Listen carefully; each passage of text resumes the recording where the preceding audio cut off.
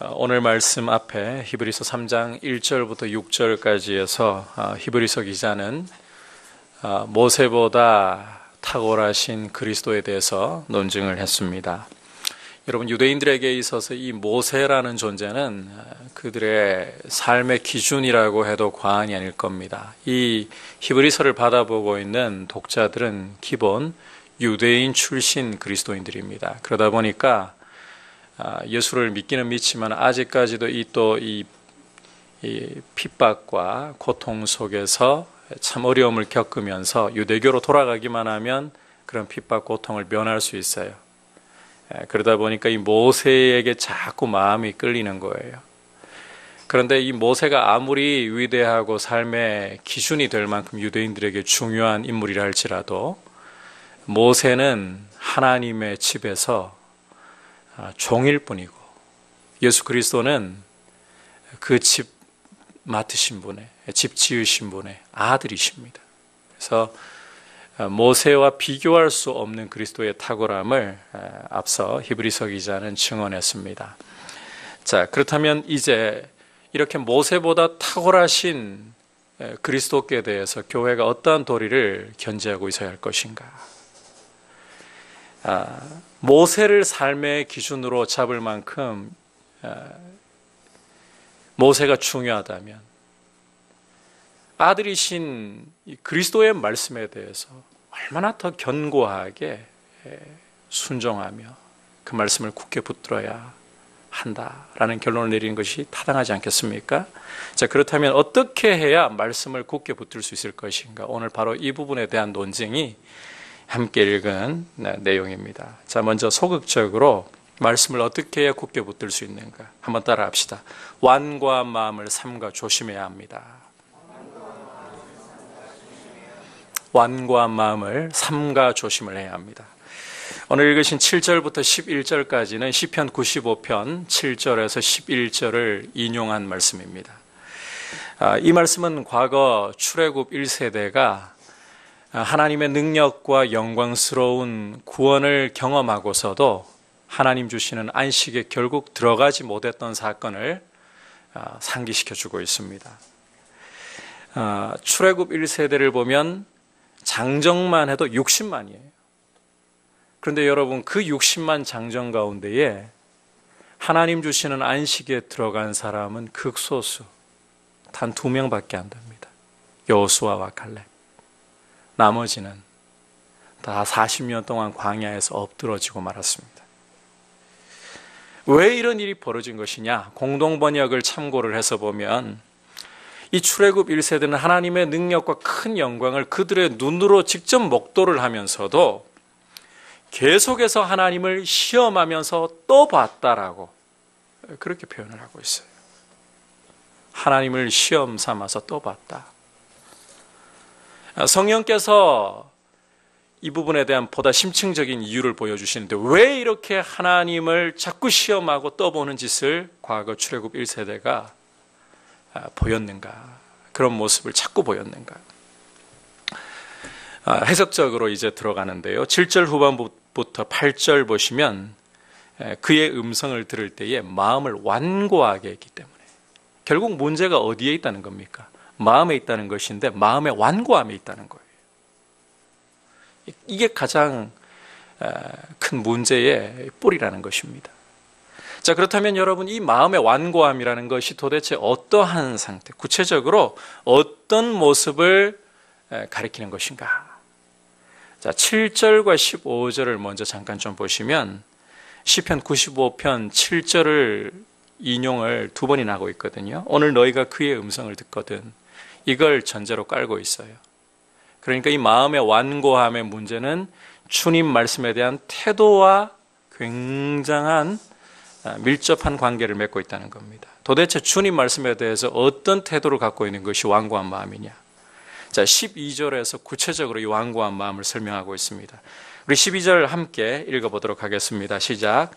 형제들아, 너희는 삼가 혹 너희 중에 누가 믿지 아니하는 악한 마음을 품고 살아계신 하나님에게서 떨어질까 조심할 것이요. 자, 방금 읽은 말씀에서 보듯이 이 완고한 마음이라는 것은 믿지 않는 악한 마음이다. 하나님께로부터 떨어져 나가려고 하는 마음이다. 이렇게 설명을 하고 있어요. 자, 주님이 말씀하실 때에 그 말씀을 안 믿으려고 하는 마음.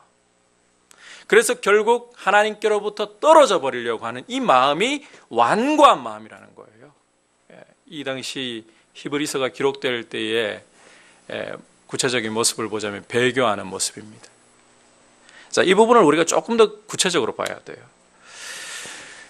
이 완고한 마음을 제대로 풀지 않으면 선량한 양심을 가지고 있는 그리스도인들이 고통을 받을 수가 있어요. 그래서 이 제대로 좀 살펴봐야 돼요.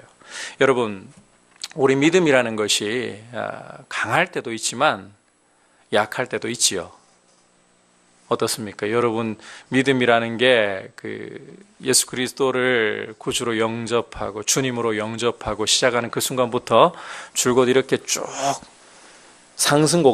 곡선이 아니고 상승으로 이 직선을 그리면서 쭉 올라가는가요?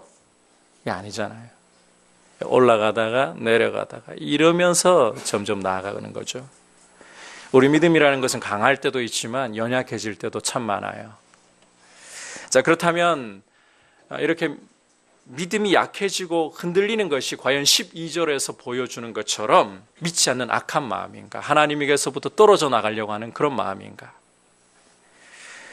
성경의 인물들 가운데 모세라든지 엘리야와 같은 선지자들 중에서도 가장 뛰어난 선지자들, 이런 사람들의 경우를 우리가 한번 좀 예로 들어봐야 돼요. 여러분, 이 모세가 이스라엘을 이끌고 광야 생활을 하면서 이스라엘이 하도 이 애굽 시절을 회상하면서요, 애굽에 있을 때는 우리가 고기도 먹었는데 마늘과 부추도 먹었는데 이 광야에서는 이게 도대체 뭐냐, 이 만나라는 이 식물 외에는 도대체가 먹을 게 없다, 막 불평을 할 때 너무 속이 상해가지고요, 어느 정도로까지 하나님께 구한 것 여러분 기억하십니까? 차라리 나를 죽여주셔서 이 악함을 보지 않게 해주십시오. 그럴 때에 이 모세의 믿음이요, 강하게 이런 모든 것들을 이겨나갈 만큼 그렇게 강하게 서 있지를 못했어요. 모세의 믿음도 연약해지고, 그래서 하나님께서 이제 메추라기를 한 달 동안 이스라엘이 지긋지긋하다 할 정도로 내려주겠다. 모세가 또 뭐라고 합니까? 아니, 고기를 양이나 소를 다 잡은들, 바다에 고기를 다 모은들 이 백성 다 먹이겠습니까? 하나님의 능력에 대해서 모세도 그 순간만큼은 의심하고 흔들렸어요. 이렇게 이 모세 같은 사람도, 엘리야 같은 경우도 마찬가지입니다. 갈멜산에서 바알과 아세라 선지자 850명과 대결을 벌여서 기도를 통해 하늘에서 불이 임하여서 승리하는 이 놀라운 역사를 경험하고, 자, 그 다음에 이스라엘이 완전히 이 회개로 다 뒤집어질 줄 알았거든요. 안 뒤집어져요. 그리고 이스라엘의 바알 숭배를 가져왔던 그 원흉이 되는 이세벨이라는 여자가 저 엘리야 내일까지 살려두면 내 손에 장을 지진다 이러니까요, 엘리야가 그 불의 선지자가 혼비백산해가지고, 여러분 갈멜산 같으면 이스라엘 북쪽, 상당히 북쪽에 있어요. 어디까지 도망을 가는가 하면 이스라엘 최남단인 브엘세바까지 도망가가지고 거기서도 이 끝이 아니고 광야로 또 도망을 하루길을 더 가요. 그리고는 로뎀 나무 아래에 앉아가지고 구하기를, 하나님 차라리 나를 죽여주십시오. 이 꼴 보니 차라리 나를 죽여주십시오. 엘리야도 그렇게 믿음이 연약해질 때가 있었어요. 그렇다면 과연 하나님께서 이런 연약해지는 모습을 볼 때에 12절에서 보여주는 것처럼 믿지 않는 마음이라고, 하나님께로부터 떠나는 마음이라고 이 모세나 엘리야를 정죄하시고 잘못되었다고 책망을 하셨습니까? 성경을 읽어보면 전혀 그렇지 않아요. 따라서 이 12절에서 히브리서 기자가 말씀하고 있는 이 믿지 않는 마음, 하나님께로부터 떨어져 나가려고 하는 마음은 단순히 믿음이 연약해서 흔들리는 것만을 말하는 게 아닙니다. 주님 말씀을 믿으려고 하는데 연약한, 순종하려고 하는데 연약한 그런 상황을 이야기하는 게 아니라는 뜻이에요.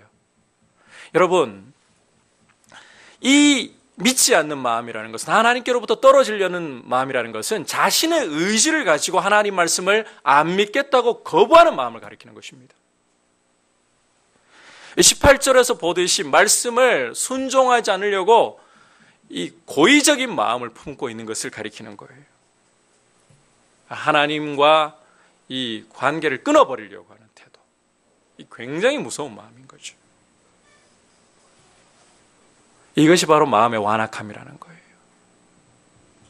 여러분, 성도로서 하나님 앞에 믿음으로 살아가려고 할 때에 우리의 믿음이 때로는 부족하여서 하나님 말씀대로 온전히 순종하지 못하고 연약해 넘어질 때가 종종 있습니다. 그런데 선량한 양심을 가지고 있는 그리스도인들은 그와 같은 때에 내 마음이 참이 완고해져 가지고 두려움을 느껴요. 여러분, 그것은 오늘 이 히브리서 기자가 말하고 있는 그런 종류의 완고함이 아니에요. 연약함이에요. 여러분의 중심을 살펴보셔야 됩니다. 여러분의 중심이 하나님의 말씀을 순종하려고 하고 있습니까? 그러하다면 그것은 연약함이에요. 물론 연약함을 핑계 삼아가지고 자꾸 넘어져도 괜찮아 이렇게 변명을 해서는 안 됩니다. 하지만 중요한 것은 하나님 앞에서 순종하려고 하는 중심을 갖고 있느냐, 말씀대로 믿으려고 하는 중심을 갖고 있느냐. 그렇다면 이 마음의 완악함을 여러분에게 적용시키실 필요는 없어요. 이 마음의 완악함은 자기의 의지로 하나님의 말씀을 거부하는 태도를 가리키는 것입니다. 자, 그런데 중요한 것은요, 이 완악한 마음이 어떻게 생겨나게 되느냐. 13절 후반부를 보시면 이렇게 말씀하고 있죠. 너희 중에 누구든지 죄의 유혹으로 완고하게 되지 않도록 하라. 자, 여기서 이 마음의 이 완악함, 이 완고함이 생기는 원인이 뭐라고 말씀하고 있습니까? 죄의 유혹이라고 말씀하고 있습니다. 여러분, 이 죄의 유혹을 방치해버리게 되면 마음은 완고함으로 흘러가게 된다는 거예요. 따라서 성도는 12절에서 보여주는 것처럼 삼가 조심해야 한다는 거예요. 삼가 조심해야 한다. 삼가 조심할지니. 자, 우리 예수 믿는 성도라면, 여러분, 제대로 예수 믿는 성도라면 나는 이제 예수 믿고 구원받았으니까 앞으로 어떻게 살아도 상관없어. 절대로 이 말을 할 수 없다라는 거예요. 절대로. 예수님을 믿고 참 구원을 얻은, 그래서 이 예수의 생명을 그 마음에 가지고 있는 하나님의 자녀들은 여러분 이 특징을 기억하셔야 돼요. 경건한 경계심을 가지고 있는 사람들입니다. 경건한 경계심. 비록 예수를 믿어서 죄에서 벗어났고 더 이상 죄 아래 있지 않지만, 죄에서 해방되었지만 여전히 이 몸 안에는 죄가 남아서 우리를 넘어뜨리려고 공격한다는 이 사실을 인식하면서 거룩한 경계심을 갖고 있는 것, 이게 하나님의 자녀의 특징이라는 거예요. 따라서 여러분, 참 구원의 은혜를 알고 참 믿음을 가지고 있는가? 오늘 이 말씀을 통해서 하나 시금석을 여러분들에게 제시해 드릴 수 있어요. 여러분 마음속에 죄에 대해서 경계하려는 마음이 있고 죄 짓는 것을 두려워하는 마음이 있는가? 내 몸에 죄가 남아서 나를 호시탐탐 노리고 있고 또 그래서 죄와 싸우려고 하고 또 죄의 유혹을 피하려고 하는 그런 의지를 가지고 있느냐? 또 죄를 짓고 넘어졌을 때에는 말씀 앞으로 돌이켜서 회개하려고 하는 이러한 의지를 가지고 있느냐? 여러분, 이게 바로 참 믿음을 가지고 있는, 참 구원 얻고 생명을 가지고 있는 하나님 자녀의 특징이라는 거예요. 여러분, 과거 출애굽 1세대는 마음의 완고함으로 하나님 주신 안식에 들어가지 못했습니다. 그런데 히브리서 기자가 이걸 과거 출애굽 1세대에 해당하는 말씀이다 끝내버리려고 하는 게 아니에요. 여러분께서 7절을 보시면 성령께서 말씀하신다라는 표현을 쓰고 있는데 그게 현재형이에요. 이게 지금 히브리서를 받아보고 있는 독자들 현재에 해당하는 문제라는 거예요. 따라서 이것은 과거에 해당하는 이야기가 아니라 현재 믿고 있는 성도들도 이 말씀을 보면서 경계심을 가지고 있어야 된다는 거예요. 죄의 유혹에 마음이 굳어질까? 경계심을 가지고 그렇게 자신을 죄로부터 지키기 위해서 조심하는, 또 넘어졌다면 주님과 관계가 멀어질까 봐 두려워할 줄 알고 애통할 줄 아는 이런 마음을 가지는 것이 참 하나님의 자녀의 표지이다. 여러분, 이 사실을 분명히 가지라는 것입니다. 그래서 그리스도인들이 하나님의 말씀을 굳게 붙잡기 위해서는 죄에 대해서, 이 죄의 유혹에 대해서 경계하는 이 마음을 가지는 것이 참으로 중요합니다. 소극적으로는 이렇게 죄에 대해 경계하는 마음을 가져야 하나님의 말씀을 굳게, 그리스도의 말씀을 굳게 붙잡을 수 있는 그런 기초가 제대로 다져진다는 것입니다. 여러분, 영적으로 깨어 경계하고 있기를 축복합니다. 그리스도인이기 때문에 하늘의 기쁨으로 충만해야 됩니다. 하지만 이 기쁨은 그냥 아무 생각 없이 기뻐하는 기쁨이 아니에요. 죄와의 치열한 싸움 속에서 주님으로부터 오는 위로, 주님으로부터 오는 기쁨, 그게 진짜 하늘의 기쁨이에요. 죄와의 싸움이 없다면, 여러분 마음에 그냥 기쁘다면 그 기쁨 여러분 출처를 한번 제대로 생각해 보셔야 돼요. 이상한 기쁨이에요. 그거는 성경이 말씀하고 있는 기쁨이 아니에요. 성경이 말씀하는 참된 기쁨은 죄와 피 흘리기까지 싸울 때에, 주의 말씀을 붙잡기 위해 자신을 조심하고 삼갈 때에 위로부터 주님의 위로와 주님의 은혜로 오는 줄 믿습니다. 이런 기쁨이 여러분에게 충만하시기를 축복합니다. 자, 이제 다음으로 적극적으로 주의 말씀을 붙잡기 위해 어떻게 해야 되느냐, 한번 따라 합시다. 오늘이라 일컫는 동안에 매일 피차 권면해야 합니다. 여러분, 이제 적극적으로 주님의 말씀을 견고히 붙잡기 위해서 어떻게 해야 되느냐, 오늘이라고 일컫는 동안에 매일 서로를 권면하는 모습으로 서야 한다는 겁니다. 자, 이제 히브리서 기자가 계속해서 죄의 유혹을 피하고 주님의 말씀을 견고하게 붙잡는 적극적인 이야기를 하고 있는데, 자, 13절 전반부에서 이 부분을 이렇게 설명하고 있죠. 오직 오늘이라 일컫는 동안에 매일 피차 권면하여. 여러분, 오늘 말씀에서요, 세 차례 이 반복되고 있는 중요한 표현 중에 완고함이라는 표현과 더불어서 이 오늘이라는 표현, 이 오늘이라는 표현이 이 세 차례나 같이 반복이 되고 있어요. 여러분, 그리스도인들은 어제나 내일을 살고 있는 사람들이 아닙니다. 과거에 묶여가지고 현재를 잃어버려서도 안 되고, 또 아직 나에게 주어지지 않은 내일에 대한 염려에 묶여가지고 오늘을 잃어버려서도 안 돼요. 우리에게 주어져 있는 시간은 오늘이라는 때밖에 없어요. 여러분, 오늘이 멈추는 때가 언제인가 하면 이 땅에서 내 호흡이 끝나는 날, 내지는 주님이 이 땅에 재림하시는 날입니다. 그 외에는 우리에게는 오늘밖에 없어요. 여러분, 어제 붙잡아낼 수 있습니까? 못 붙잡아요. 내일을 또 붙잡아낼 수 있습니까? 못 붙잡아요. 우리가 붙잡을 수 있는 시간은 지금 오늘이라는 때밖에 없어요. 지금이라는 때밖에 없어요. 자, 주목할 것은 이 오늘이라는 때밖에 주어지지 않았기 때문에 그리스도인들은 매일 피차 권면해야 된다라고 말씀하고 있습니다. 여러분, 죄의 이 유혹과 이 죄의 속임수로 마음이 완고해지는 것을 피하려면, 그리고 그리스도의 말씀을 견고하게 붙잡으려면 그리스도인들이 서로가 권면하는 모습을 지속해 나가는 게 굉장히 중요하다는 거예요. 이걸 다른 말로 좀 바꾸자면 신앙생활은, 한번 따라합시다. 신앙생활은 홀로서기가 불가능합니다. 여러분, 신앙생활은 절대로 홀로서기가 불가능해요. 성도는 교회 공동체 안에서 믿음의 교제 가운데 머물러야만 신앙을 자라게 할 수가 있어요. 여러분, 죄의 유혹을 피하고 우리의 믿음이 날마다 견고하게 자라가기를 소원하고 있습니까? 이게 우리 성도의 소원이어야 하지 않겠습니까?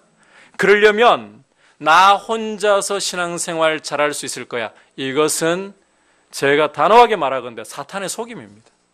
죄의 속임입니다. 속지 마십시오. 성도는 서로를 필요로 하고 있습니다. 우리가 신앙생활을 하면서요, 교회 공동체 안에서 함께 지내면서 때로는 그럴 때가 있어요. 저 사람만 없으면 정말 교회 다닐 재미가 나는데 참 저 사람 꼴 보기 싫어. 한 번씩은 이런 일을 경험할 수도 있습니다. 희한하죠? 어딜 가나 꼭 저 사람만 없으면 하나님께 가까이 가는데 아무 문제가 없을 것 같은데 저 사람 때문에 하나님께 가는데 너무 방해가 돼. 그런 사람들이 있어요. 여러분, 과연 그 사람이 없으면 진짜 하나님께 더 가까이 나갈 수 있을까요?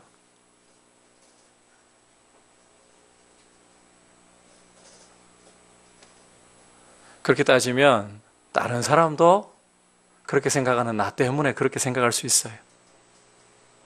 여러분, 중요한 것은 오늘 말씀을 보면 교회 공동체는 서로를 철저하게 필요로 하고 있다는 거예요. 마음이 완고해지는 것을 피하기 위해서, 주님의 말씀을 견고하게 붙잡기 위해서 지금 히브리서는 성도 그냥 어느 한 개인에게 말씀하는 게 아닙니다. 교회 공동체에게 주시는 말씀입니다. 서로가 서로를 권면해야 된다. 오늘이라는 시간에 성도가 예배를 통해서요, 함께 거룩한 교제를 나누고 또 성도의 교제를 통해서 서로가 함께 믿음을 권장하고 격려하지 않으면 여러분, 우리는 믿음의 진보를 이루어가기가 어렵다는 겁니다. 아니, 죄의 유혹으로 우리 마음이 단단하게 굳어버리기 쉽다는 거예요. 그만큼 우리는 연약한 존재입니다. 여러분, 믿음으로 서라는 권면과 격려가 매일 필요할 만큼 우리는 하루하루 주님 은혜 없이는, 믿음의 교제 없이는 못 살 존재들이라는 거예요. 이 사실을 여러분 잊어버리면 안 돼요. 이 사실을 잊어버리는 순간 우리는 교만에 빠져 있는 것이고 이때부터 마음은 굳어지기 시작하는 거예요. 그래서 여러분, 하나님과의 친밀한 관계를 원하고 그리스도의 말씀을 굳게 붙잡기를 원하고 계십니까? 그렇다면 우리가 정말 소중하게 여겨야 될 것이 믿음의 교제이구나. 성도들은 서로의 믿음을 자꾸 독려해 줘야 돼요. 요즘같이 바쁜 때 언제 매일 이렇게 만나가지고 고민합니까? 제가 개인적으로는 이 미디어가 너무 발달해가지고 뭐 스마트폰 시대이고 또 뭐 앞으로는 또 어떻게 발전할지 상상 초월의 시대가 또 올 수도 있긴 있을 것 같습니다만은 별로 좋아하진 않는데 또 이런 것들 가운데서 이점도 있어요. 여러분, 카톡 어지간하면 다 아시죠? 요즘 카톡 어지간하면 다 아실 수 있을 거예요. 카톡으로 저희 청년부 보니까요, 30대 모임 가운데 그 어떤 운동이 요즘에 약간 좀 시들해진 것 같긴 한데 어떤 운동이 벌어지는가 하면 어느 한순간부터인가 큐티 나눔을 시작해요. 많이도 아니에요. 2사람 정도. 그러더니 자꾸 붙어요. 그러더니 분위기가 자꾸 올라가요. 주일날 모임 가져보면 이 분위기를 알잖아요. 이렇게 매일 말씀을 나누면서 서로에게 큐티에 대한 자극을 주고 하나님 앞에 살자고 자극을 주니까요, 함께 동반적으로 올라가요. 여러분, 오늘 이 말씀이 정확한 거예요. 우리가 믿음에 있어서 왜 자꾸 실패를 경험하는가? 우리가 이 세상으로 들어가서 우리 이 예배당 안에서만 그리스도인 아니잖아요. 하나님은 우리를 세상 가운데 그리스도인들로 보내셨습니다. 그렇다면 이 예배당에서 예배를 통해서 하늘의 은혜와 능력을 공급받고 세상 속에서 그 은혜와 능력을 따라 그리스도인답게 살아야 되는 거잖아요. 그리스도의 말씀을 붙잡고 그렇게 살아야 되는 거잖아요. 그러려면 여러분, 이 계속되는 힘을 어떻게 공급받느냐는 거예요. 성도들 간에 서로 격려함으로써. 이 굉장히 중요한 원리입니다. 우리 믿음의 실패가 여러분, 성도 간의 교제의 부족함이 한 원인이 되고 있지 않습니까? 물론 우리가 때로는 주님께 기도에 깊이 좀 집중하기 위해서 사람들과의 만남과 대화도 단절할 때가 있긴 있습니다. 그런데 이게 너무 길면 안 돼요. 주님과의 깊은 독대를 위해서 우리가 어느 정도까지는 가능하지만 너무 길어지면 안 돼요. 여러분, 우리는 스스로 잘난 사람이라고 착각하면 안 돼요. 그런 어느 정도의 주님과의 깊은 독대를 위한 시간 구별 외에는 서로가 서로를 너무 필요로 하고 있어요. 믿음으로 격려하는 일이 너무 필요해요. 이것에서 우리가 너무 실패하고 있지 않습니까? 현대 그리스도인들은 각계 전투를 다 하고 있어요. 다 떨어져가지고. 함께 힘을 모아가지고 함께 서로 믿음으로 격려하면서 직장 생활하면서 서로 힘들고 믿음으로 살려고 했다가 실패한 것들 나누면서 이렇게 우리 한번 해보자라고, 우리 이렇게 믿음으로 살자라고 격려하는 이런 일들이 자꾸 일어나야 되는데, 여러분 과연 우리가 얼마나 그렇게 살고 있습니까? 우리 바쁘다는 핑계로 옆에 성도를 돌아보면서, 옆에 성도를 돌아보는데 내가 에너지를 퍼주는 것밖에 없습니까? 아니에요. 여러분, 나누다 보면 공급을 같이 받아요. 믿음을 나누다 보면 믿음을 같이 공급을 받아요. 이렇게 서로 상승작용이 되도록 공동체성이 우리 삶의 현장 가운데 이어져야 되는데 우리는 너무 뿔뿔이 흩어져 있지 않습니까? 심지어 가족 구성원들마저도 아내 따로 남편 따로 신앙생활 각계 전투 가고 있지 않습니까? 어이구, 너무 흥분했나 보네요. 그만큼 중요한 이야기입니다. 지금 우린 너무 혼자서 지금 고립되어 있지 않나요? 전쟁에서 잘 싸우려면 어떻게 싸워야 되겠어요? 힘을 합쳐야죠. 지금 이 나라가 이렇게 어려워져가는 꼴이 어떻습니까, 지금? 좋은 방향으로 힘을 못 합쳐서 그렇잖아요. 교회 공동체가 여러분, 우리 하나님 나라의 백성들입니다. 이 세상 가운데에 우리 이번에 그 가을 말씀 사경에 통해 가지고 교회라는 것에 대해서 이런 설명 들었잖아요. 일제 시대로 한번 돌려가지고 좀 비유를 들자면, 일제 식민지하에서 숨어서 살고 있는 독립군끼리 만나가지고 서로 힘이 되고 서로 의지가 되고 서로 약해질 때에 용기를 북돋아주는 이런 관계가 되어야 되는 거 아니겠어요? 우리끼리 만나는데 막 어색해요, 불편해요. 신앙 이야기만 나오려고 하면 뭔가 이 말이 잘 안 나오고 이게 이러니까 힘이 없는 거예요. 여러분, 우리가 실패하고 있는 이유 하나 진단하자면 공동체성입니다. 믿음의 권면으로 서로를 함께 챙기고 함께 힘을 실어주지를 못했어요. 뿔뿔이 서로 신앙생활 잘해라 그러고 난 후에는 다 각자 알아서 전투하고 있어요. 상처를 받아도 주님과의 관계 속에서 위로받으면 되지. 근데요, 주님께서 이렇게 말씀하셨어요. 두세 사람이 있는 곳에 나도 함께 있느니라. 공동체성을 말씀하시고, 여러분, 하나님의 존재 자체가 우리가 어떻게 신앙 고백하고 있습니까? 삼위일체이시잖아요. 하나님이라는 이 한 본체 안에 삼위가 존재하시잖아요. 공동체이십니다. 공동체. 그렇다면 우리가 신앙생활을 이 마음이 완고해지는 것을 피하고 주님의 말씀을 견고하게 붙잡으려면 이 공동체성 회복이 참 중요하다는 거예요. 그래서 여러분, 오늘부터 외톨이로 가지 마시고 카톡을 열어놓으십시오. 믿음의 교제를 같이 나눌 수 있도록 여러분 짝을 자꾸 찾으십시오. 처음에 많은 사람들이 안 붙습니까? 괜찮습니다. 함께 믿음의 격려를 주고받을 수 있는 분들과 시작하십시오. 주님이 붙게 하십니다.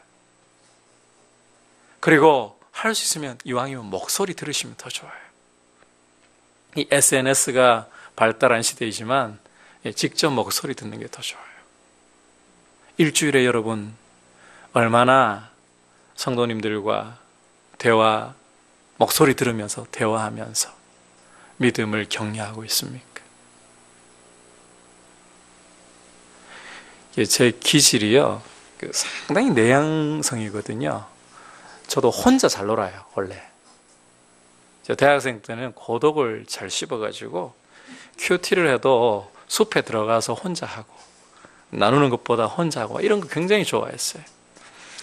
그래서 하나님이 저 목사로 잡아놓으셨나 봐요. 목사가 되고 난 후에는 피할 수가 없잖아요. 사람을 피할 수가 없어요. 이렇게 해서라도 말씀을 나누고 믿음이 연약한 성도님들 만나는 걸 통해 가지고 제가 더 살아요, 여러분.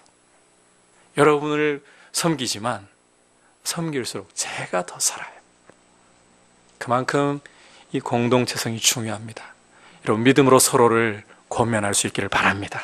서로를 필요로 하고 있습니다. 하나님 나라의 거룩한 백성들로서 우리는 주님의 말씀을 굳게 잡기 위해서, 마음의 완고함을 피하고 주의 말씀을 굳게 잡기 위해서 서로 믿음으로 격려하는 이 일이 너무나도 필요합니다. 나 혼자라고 느끼고 있습니까? 아닙니다. 지금 그 혼자인 분들이 서로 이 믿음의 나눔을 필요로 하고서 서로를 찾고 있습니다. 그 필요가 지금 만연해 있습니다. 오늘 한국교회가 이 부분에서 너무 무너져 있습니다. 아무리 바빠도 성도와의, 여러분 솔직히 내 마음 즐겁게 하는 대화, 안 믿는 사람하고도 잘할 수 있잖아요. 드라마하고 얼마나 많이 소통합니까? 우리 인터넷 보면서 얼마나 많이 소통합니까? 그런데 살아있는 인격들과는 왜 그렇게 소통하는 게 어려워졌을까요? 이게 기형이라는 거예요. 이게 교회의 힘을 약화시켜버리는 것이라는 거예요. 그래서 서로를 계속해서 권면하면서 함께 믿음을 세워가고 함께 주의 말씀을 견고히 붙잡고 함께 마음의 완고해짐을 피하는 거룩한 공동체로 살아갈 수 있기를 축복합니다. 아울러서 우리가 믿음으로, 여러분, 소돔과 고모라가 멸망한 이유가 뭡니까? 의인 10명이 없어서입니다. 악인이 넘쳐나서 아닙니다. 악인이 그 성에 넘쳐나도 그 성에 의인 10명이 있었더라면 오늘 우리 한국 사회가 이렇게 어려워진 이유, 물론 이번 일에 대해서는 이 나라에 진실이 밝혀지고요, 성역 없는 수사가 이루어져야 됩니다. 권력이라도 정의 앞에 큰 소리 못 치게 돼야 됩니다, 이 나라가. 그런데 우리 그리스도인들이 이런 문제에서 한 가지 또 책임의식을 느껴야 되는 게, 정말 10교회가, 대한민국에 10교회만이라도 주님 앞에 정말 신실하게 서서 선지자적인 영성 가지고 권력 앞에서도 외칠 수 있는 담대함을 가지고 있었더라면,